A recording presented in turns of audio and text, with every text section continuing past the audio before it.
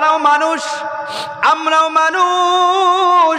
নবী আমার জানাইয়া গিয়েছে, ও আমার উম্মতের দল, একটা কথা শোনো, আমি নবী হইয়া জানাইয়া গেলাম, আমি দুনিয়া থেকে চলে যাওয়ার পর তোমাদের নিকটে একটা দল আসবে, একটা দল আসবে। তারা কারা?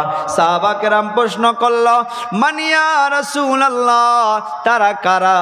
নবী আমার জানাইয়া দিল, তারা হইতেছে যারা মায়ের মোহাব্বতকে ত্যাগ করবে, বাবার মোহাব্বতকে ত্যাগ করবে, ভাই বোনের মোহাব্বতকে ত্যাগ করে, যারা বাড়ি ঘর ছেড়ে মাদ্রাসার মাধ্যমে কোরআন ও হাদিস শিখার জন্য জমা হয়ে যাবে। ও আমার সাহাবীরা, তোমরা শোনো, আমি নবী হইয়া জানিয়া গেলাম, ওদের সাথে যাতে ভালো ব্যবহার করা হয়।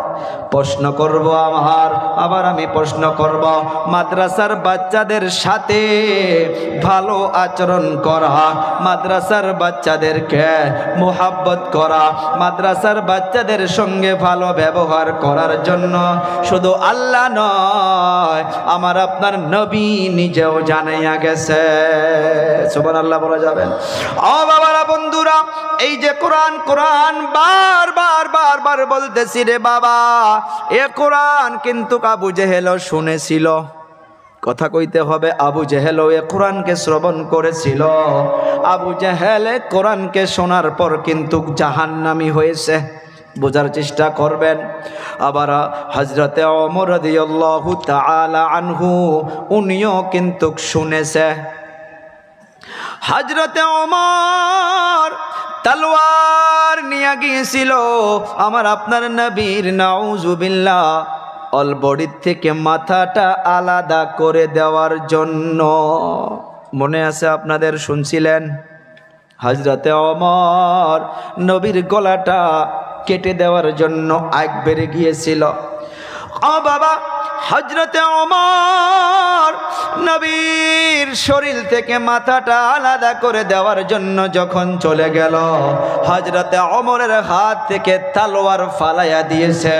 ওইটা কোনো বস্তু নয়, কোনো বস্তু নয়, সেটা হইতেছে আল্লাহর কোরআন। সুবহানাল্লাহ বলা যাবে না? কোরআন যখন শুনেছে, হযরতে ওমরের অন্তরটা তাবদীল হইয়া গেছে। কেন হবে না রে বাবা? এ কোরআন দলিল দিচ্ছে, এ কোরআন হইতেছে মানুষের জন্য সমস্ত বেমারের ঔষধ। চিল্লাইয়া সুবহানাল্লাহ বলা যাবে না?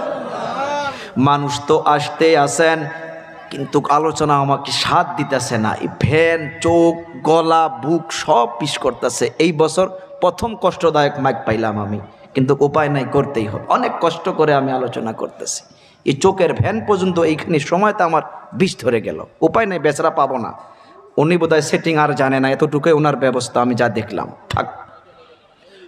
ও আমার বাবারা, বন্ধুরা, ধ্যান দেবেন। হযরতে ওমর রাদিয়াল্লাহু তাআলা আনহু তলোয়ারটা নিয়া নবীর মাথাটা আলাদা করে দেওয়ার জন্য গিয়েছিল। আমি জানি আপনারা আমার আলোচনায় প্রত্যেকবারেই বসেন, এই বছরও বসেছেন। কষ্ট হইলেও যত সময় থাকবেন বাবারা, আমি তত সময় আলোচনা করার চেষ্টা করব। কারা কারা থাকবেন ইনশাআল্লাহ? অল্প সময়। নারে তাকবীর! যারা হাত উঠাইলেন না তারা যাবেন। ভাইজান হাত উঠাইছে, বোঝেন নাই বোধহয় কি কইছি। বেশি সময় নেব না, সভাপতি সাহেব মাজুর মুরব্বী মানুষ, যত জলদি পারি ইনশাল্লাহ শেষ করার চেষ্টা করব। দেখেন, মাশাআল্লাহ, আলহামদুলিল্লাহ বলে, আলহামদুলিল্লাহ, আলহামদুলিল্লাহ বলি সবাই। সভাপতি সাহেব বলছে যে উনি রেডি। আল্লাহু আকবার বলি। আল্লাহ সুস্থ রাখুক, হায়াতে তাইয়্যিবা দান করুক, জোরে বলি আমিন। হযরতে ওমর রাদিয়াল্লাহু তাআলা আনহু, উনি তলোয়ার নিয়ে গিয়েছিল যখন এ কোরআন সূরা তাহা যখন তিলাওয়াত শুনেছে, হযরতে ওমর এমন হইয়া গেছে রে বাবা।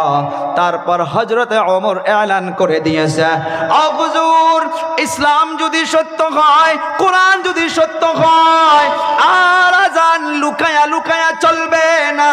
যাও যাও, আমি তলোয়ার নিয়ে দাঁড়ায়া থাকবো।